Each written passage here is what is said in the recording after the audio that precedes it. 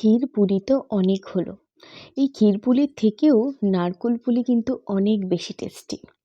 তাই প্রথমে নারকোল কেটে কুটে নারকোলকে কুড়ে নিতে হবে। এটা খুব সিম্পল ব্যাপার।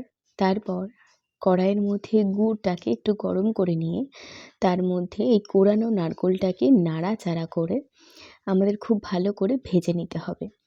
এই রেসিপি করতে গেলে কিন্তু বাড়িতে থাকা উপকরণ দিয়েই আপনাদের খুব সুস্বাদু একটা দুধ পুলি আপনারা পেয়ে যাবেন।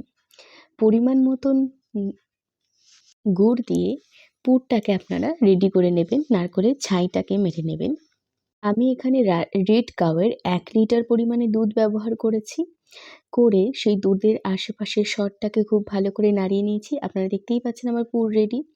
তারপর গুঁড়িটাকে খুব উষ্ণ গরম জল দিয়ে ভালো করে মেখে নিতে হবে। হালকা হাতে এই উষ্ণ গরম জল ব্যবহার করবেন, না হলে হাতে ছাঁকা লেগে যেতে পারে। খুব সাবধানে এই কাজটা করবেন। আর খুব ভালো করে এটা দোলে দোলে মেখে নিতে হবে। খুব সফট একটা ডো বানাতে হবে। বানানো হয়ে গেলে এইভাবে লুচির মতন একটা লেচি করে ছোট্ট ছোট্ট করে পুলি পিঠেগুলো বানিয়ে নিতে হবে এই নারকোলের পুর দিয়ে। নারকোলের পুর বানানোটা খুব সিম্পল, আপনাদেরকে আমি দেখিয়ে দিয়েছি। আপনারা দেখতে পাচ্ছেন খুব সিম্পলভাবে আমার ঠাম্মি এভাবে যেভাবে পিঠে বানায় সেভাবে বানিয়ে নিল। ওইদিকে আমার দুধ জাল দেওয়া হয়ে গেছে। জাল দেওয়ার পরে এর মধ্যে সর পড়েছে। আমি এইভাবে কিছুক্ষণ ছাড়া ছাড়া সর ফেলে এই দুধটাকে রেখে দেব, যাতে এই সরটা যখনই মুখে লাগবে তখন এই দুধ পুলির টেস্টটা আরও বেশি বেড়ে যাবে।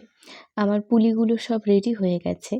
এরপর হালকা উষ্ণ গরম দুধটার মধ্যে আমি কিছুটা পরিমাণে পাউডার দুধ দিয়ে দিলাম। আপনারা যতটা পরিমাণ মনে করবেন, আপনাদের যতটা পরিমাণে লিকুইড দুধটা থাকবে সেই অনুযায়ী আপনারা দেবেন। তারপরে আমি এর মধ্যে আরও একবার সর ফেলে নিয়ে নাড়াঘাটা করে নিলাম এবং সাইডে যে সরগুলো ছিল সেগুলোকেও খুব বারবার ধরে ঘেঁটে নেব, সাইডের সরগুলো যাতে নষ্ট না হয়। আবার সর পড়ে গেছে, মাঝখানে আমি এলাচ দিয়ে দিয়েছি, আপনারা দেখতেই পেয়েছেন। তারপর এই দুধটা গরম থাকা অবস্থায় আমি এর মধ্যে পুলিগুলো অ্যাড করে দেব। পুলিগুলো অ্যাড করার পর খুন্তিটা যেমন তেমনভাবেই তরকারি রান্না করার সময় যেভাবে আমরা ব্যবহার করি সেভাবে ব্যবহার করলে হবে না। খুন্তিটা এইভাবে তলা দিয়ে নেড়ে দিতে হবে। অবশ্যই দুধ পুলি রান্না করার সময় আপনাদের খুন্তির ব্যবহার করতে হবে, না হলে নিচটা লেগে যেতে পারে। নিচটা ধরে গেলে দুধগুলো পুড়ে যেতে পারে। আশপাশ থেকে সরগুলো আপনারা এইভাবে সরিয়ে নেবেন এবং দুধ পুলিটা ঠিক তলা দিয়ে এইভাবে নাড়বেন। আমার দুধ পুলি প্রায় রেডি। আমি শেষের দিকে গুড়টা অ্যাড করব, কারণ প্রথম দিকে যদি আপনারা গুড়টা অ্যাড করেন তাহলে দুধ পুলি প্রচুর পরিমাণে শক্ত হয়ে যায়। কিন্তু আমরা যদি শেষের দিকে গুড় অ্যাড করি তাহলে কিন্তু দুধ পুলি খুব সফট হয়।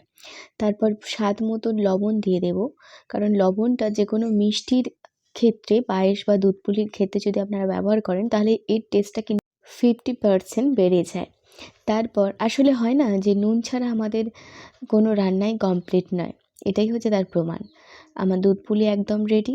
আমার এই চ্যানেলটি একদম নতুন, আপনারা যারা আমার চ্যানেলটি দেখছেন তারা অবশ্যই আমাকে সাবস্ক্রাইব করে আমার পাশে থাকবেন। আর এই ভিডিওটি কেমন লাগলো আমাকে কমেন্ট করে জানাতে ভুলবেন না। রেসিপিটা বাড়িতে ট্রাই করতে ভুলবেন না। ধন্যবাদ।